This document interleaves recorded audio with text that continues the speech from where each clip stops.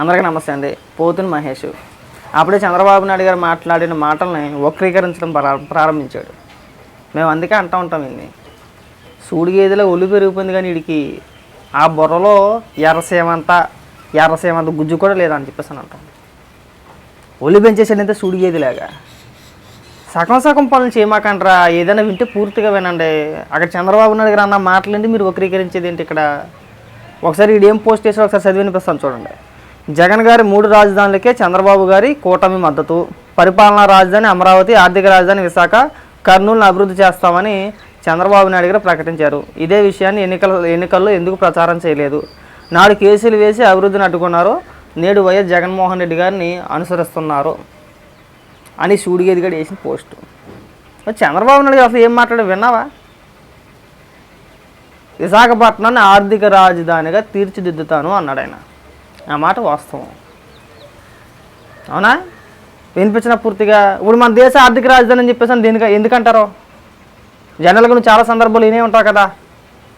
దేశ ఆర్థిక రాజధాని అని చెప్పేసి ముంబై అంటారు, నీకు ఐడియా ఉందా? వినే ఉంటారు, రాజకీయ నాయకుడివే కదా. దేనికంటారో అంటే ఇప్పుడు ఏంటి, మన దేశానికి 2 రాజధానులు ఉన్నాయా? చెప్పు. ఏమో ప్రాంతాన్ని అభివృద్ధి చేద్దాం, ఆర్థికంగా బలోపేతం చేద్దాం అని చెప్పి చంద్రబాబు నాయుడు గారు మాట్లాడితే, ఈ సూడిగేది కూడా పీతబుర్ర వేసుకొని వచ్చి మళ్ళీ వక్రీకరించి మళ్ళీ పెద్ద మేధావి, మళ్ళీ ఎమ్మెల్యే క్యాండిడేట్. మీలాంటి వాళ్ళు అందరూ మమ్మల్ని తీర్చిదిద్దేసేవాళ్ళు మాట, మా జీవితాలు బాగు చేసేసేవాళ్ళు మీలాంటి వాళ్ళు అందరూ కూడా. పూర్తిగా ఒకటి వినడం చేత కాదు. ఆయన ఏం మాట్లాడాడు సగం వినేస్తాం మనం, దాన్ని ఇక్కడ వక్రీకరించేయాలి. చంద్రబాబు నాయుడు గారు నోటి అంటే 3 రాజధానుల పేరు వచ్చిందా? చంద్రబాబు నాయుడు గారు ఏం మాట్లాడారో ఒకసారి వినిపిస్తాను వినండి. ఈ మేధావితనం తగలట, ఈ పనికి మళ్ళీ ఎక్కడ తగులుతారో కానీ మాకు ప్రతిసారి మేము కడుక్కోవడమే. రా ఇక చంద్రబాబు నాయుడు గారు మాట్లాడి వినిపిస్తున్నా, విను దిక్కుమాలి. కక్షపూరిత రాజకీయాలు కాకుండా కన్స్ట్రక్టివ్ పాలిటిక్స్ కి మనం ముందుకు పోవాల్సిన అవసరం ఉంది. అందుకే ఈ రోజు నేను ఒకటే మీ అందరికీ హామీ ఇస్తున్న, మీ ద్వారా ప్రజలందరికీ, మనది ప్రజాప్రభుత్వం. ఇకపైన మన ప్రభుత్వంలో ప్రజావేదికల కూల్చివేతలుండవు. 3 రాజధానులంటూ రాష్ట్ర భవిష్యత్తు ఆటలాడే పరిస్థితి ఉండదు. మన రాజధాని అమరావతి, అమరావతి రాజధాని. విశాఖపట్నం ఆర్థిక రాజధానిగా, ఒక ప్రత్యేకమైన సిటీగా, ఆధునికమైన నగరంగా తయారు చేసుకుందాం. చంద్రబాబు నాయుడు గారు మాట్లాడింది అది. ఇక్కడ వచ్చేసే పెద్ద పందిలా ఒళ్ళే వేసుకొని వచ్చేసాం అంతే, సగం చూసుకొని అనకూడదు. కానీ ఒక్కొక్కసారి మీరు వక్రీకరించే మాటలకి తప్పదు. ఎన్నిసార్లు గడ్డెట్టినా, ఎన్నిసార్లు చెప్పినా, ఊరే ఉన్నది ఉన్నట్టుగా ప్రచారం చేయండిరా, పూర్తిగా ఏనంటారా, అన్ని సగం పనులు చేయమాకండ్రా. అన్ని సగం పనులు చేస్తే అట్టాగా విను. ఫస్ట్ చంద్రబాబు నాయుడు గారు ఏం మాట్లాడారు వింటే కదా. ఏంటి నీ పీతబుర్రకు అంత అర్థం ఉందా అందులోని? చంద్రబాబు నాయుడు గారు మాట్లాడినంత నీకు అంత అర్థమైపోయిందా? నీకు స్ట్రైట్గా తెలుగులో కూర్చోబెట్టి చెప్తేనే ఏనబొచ్చు, అర్థం కాదు నీకు. మొన్న ఏదో గుడ్ లెక్కలు వేసుకొచ్చేసావు, ఒక 10,000 ఎక్కువ వస్తే 50 సీట్లు ఎక్కువ వచ్చును, ఇంకొక 10,000 ఎక్స్ట్రా వస్తే 130 వద్దును, ఇంకొక 50,000 వస్తే 175 వచ్చేద్దును. అప్పుడే మాకు అర్థమైంది నువ్వు ఎంత కొండేరు పాపవు. మళ్ళీ ప్రత్యేకించి చెప్పుకోవసరం లేదు. మనం తెలుగులో చెప్తే సరిగ్గా ఒక ముక్క అర్థం చేసుకోవడం, కానీ మరి చంద్రబాబు నాయుడు గారి మాటలు మళ్ళీ డీకోడింగ్ చేయడం, ఉన్నది ఉన్నట్టాడండి.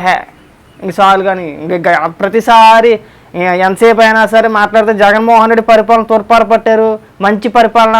5 ఏళ్ల పాటు నువ్వు కూడా మాతో పాటు జనసేన పార్టీలో ఉండి నువ్వు కూడా మాతో పాటు జగన్మోహన్ రెడ్డి పరిపాలన ప్రభుత్వాన్ని తూర్పారు పట్టినోడివే. 5 ఏళ్ల కాలం పాటు అక్కడ అవినీతి జరిగిపోతుంది, ఇక్కడ అవినీతి జరిగిపోతుంది, ప్రజలను దోచేసుకుంటున్నాడు జగన్మోహన్ రెడ్డి అని విమర్శించి సడన్గా ఇక్కడ టికెట్ రాకపోగానే అక్కడికి వెళ్ళిపోయావు. అవన్నీ మాయమైపోయినాయి. సడన్గా జగన్మోహన్ రెడ్డి దేవుడు అయిపోయింది. నీ మాటలు మేము నమ్మాలా? పూటకో పార్టీ మరితో మళ్ళీ నీ మాటలు మేము నమ్మాలా? మరి నీ మాటకి విలువ ఎక్కడ ఉంది? అక్కడ 5 ఏళ్ల కాలం పాటు మాతో పాటు విమర్శించావు కదా నువ్వు కూడా. అంటే పార్టీలోకి వెళ్ళిపోగానే నువ్వు చెప్పి నేను అబద్ధాలు అయిపోతాయా? లేదా జగన్మోహన్ రెడ్డి సడన్గా దేవుడు అయిపోతాడా? అన్నీ ఈ పనికి మాటలే వద్దనేది. ఇంక విషయం చెప్పింది చాలు. నువ్వు బాగా గుర్తుపెట్టుకో. ఇంకో విషయం చెప్తున్నా నీకు. గతంలో లాగా ప్రభుత్వం మీద విషయం చెమ్మినా, లేని మాటను వక్రీకరించి మాట్లాడినా పరిణామాలు తీవ్రంగా ఉంటాయి. ఇది బాగా గుర్తుపెట్టుకో. మళ్ళీ మళ్ళీ చెప్తున్నాను నీకు పోతున్న మహేష్. ఇంతకుముందు ఉన్నట్టు ఉండదు. బాగా గుర్తుపెట్టుకో. ఏమాత్రం అభివృద్ధికి అడ్డుపడుతున్నారా, వీళ్ళు రాష్ట్రాన్ని నాశనం చేయడానికి చూస్తున్నారని చెప్పేసి ఏమాత్రం అనిపించినా చర్యలు తీవ్రంగా ఉంటాయి. అది బాగా గుర్తుపెట్టుకోండి. గతంలో అలాగా వదిలేరు. గతంలో వదిలేసిన మూలనే ప్రతి పకోడీగాడు వచ్చి విశ్లేషకుడిగా చలామణి అయ్యి రాష్ట్రాన్ని ఈ స్థాయి వరకు తీసుకొచ్చారు.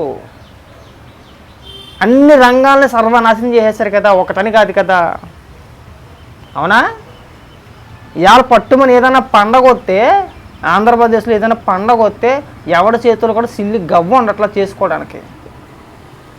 నేను వరుసగా గత 3 సంక్రాంతులు చూసా. సంక్రాంతి అంటే పశ్చిమ గోదావరి జిల్లా, తూర్పుగోదావరి జిల్లాలో ఎరగదీస్తారు, మామూలుగా కాదు. అలాంటిది గత 3-4 ఏళ్ళగా సంక్రాంతి అంటే సంక్రాంతిలే. ఉపాధి మొత్తం తీసేశారు. అంటే ఉపాధి మొత్తం కోల్పోయేలా చేశారు. అన్ని రంగాల్లో సర్వనాశనం చేశాడు. ఎవరికీ పని దొరకట్లా. పైగా వాళ్ళు వచ్చి ఇక్కడ శుద్ధపోస మాటలు మాట్లాడతారు. మీరు ఇక్కడ రాష్ట్రాన్ని సర్వనాశనం చేసింది కాకుండాను మళ్ళీ దానికి ఒకరి భాష చేయాలా? పెద్ద పీకిడిగా నిర్ణయం తీసుకున్నట్టు 3 రాజధానులు అని చెప్పేసి అని, మీరు పీకింది అంటే 3 రాజధానులు అని చెప్పేసి అని ఒక అడుగు ముందుకే లేకపోయారు, ఒక ఇటుకే లేకపోయారు ఎక్కడ కూడా. మళ్ళీ ఆ బొక్కలో నిర్ణయానికంటే మళ్ళీ చంద్రబాబు నాయుడు గారు మద్దతు ఇచ్చేసారట. చెప్పుకోవడానికి సిగ్గు ఉండాలి. చెప్పడానికి సిగ్గు ఉండాలి. 3 రాజధానులు అని చెప్పేసి అని ఏడ్చి 3 ఏళ్ల తర్వాత 3 రాజధానికి వెళ్ళట్లేదని చెప్పేసి అని అదే జగన్మోహన్ రెడ్డి మళ్ళీ కోర్టులో పిటిషన్ వేసుకున్నాడు. ఒకసారి వెళ్ళి అడుగు సంక, నాకు వెళ్ళి సిగ్గు వచ్చింది. అడిగి పందిలో మురిగడి ఇంకా ఇక్కడికి వచ్చి వెళ్ళి ఒకసారి అడుగు, అయ్యా జగన్మోహన్ రెడ్డి నువ్వు 3 రాజధానులు పిటిషన్ వెనక్కి తీసుకున్నావా లేదా, అమరావతి రాజధానిగా ఉంటుందని చెప్పి కోర్టులో చెప్పావా లేదని చెప్పి ఒకసారి అడుగు. ప్రభుత్వ అడ్వకేట్ల చేత చెప్పించాడు అక్కడ. అది కూడా ఏ సందర్భంలోని 6 నెలల్లోగా అమరావతిని కంప్లీట్ చేయాలని చెప్పి కోర్టు ఆర్డర్లు ఇస్తే అప్పుడు చెప్పుకొచ్చాడనమాట. లేదు మాకు అమరావతిని డెవలప్మెంట్ చేయాలంటే కొద్దిగా టైం పట్టుద్ది, మేము 3 రాజధానికి వెళ్ళట్లేదు, ఒకటే రాజధాని ఉంటుందని చెప్పేసి అని అప్పుడు మళ్ళీ 3 రాజధాని బిల్లుని వెనక్కి తీసుకున్నాడు అప్పుడు. అవునా? ఆ తర్వాత ఎప్పుడు కూడా 3 రాజధానుల ప్రస్తావన తేలా. తర్వాత మళ్ళీ 2-3 అసెంబ్లీ సెషన్లు జరిగినాయి. ఇప్పుడు మండలంలో బలం కూడా ఉంది అప్పుడు జగన్మోహన్ రెడ్డికి. ఆ తర్వాత అయినా సరే అసెంబ్లీలో బిల్లు పెట్టి పాస్ చేయించుకుని, మండలంలో పాస్ చేయించుకుని గెజిట్ నోటిఫికేషన్ ఇచ్చేత అయిపోయేది కదా. మీరు మాట్లాడాలా? పైగా మీకు మళ్ళీ మేము చెప్పాలి, మా బోట నిశాని గారు మళ్ళీ మేము చెప్పాలి మీకు. మాకు తెలిసిందే అంతంత మాత్రం మాకు తెలిసిందే చాలా కొన్ని విషయాలు కొద్దిగా తెలుసుకుంటాం. అవి కూడా మీరు మాకంటే గొప్పగా ఉన్నారు, మాకన్నా ఇదిగా ఉన్నారు మీరు. అవి కూడా మళ్ళీ మీకు మేము చెప్పాలా? అది కూడా మేమే చెప్పాలంటే మీరు రాజకీయ నాయకులుగా పనికిరానికి పక్కకి వెళ్ళిపోండి. ప్రతిదీ కూడా సామాన్య కార్యకర్తలు మళ్ళీ మీకు చెప్పాలంటే చాలా చండాలంగా ఉంటుంది. అది ఇందాక ఏదో ఒక వీడియో చూసారు, రాజమండ్రిలోనే ఎక్కడో మా పక్కనే, ఇక్కడే మాకు 4 కిలోమీటర్లు 5 కిలోమీటర్ల దూరం మా బ్రిడ్జి పైన ఆడేడో కొవ్వూరుదంట.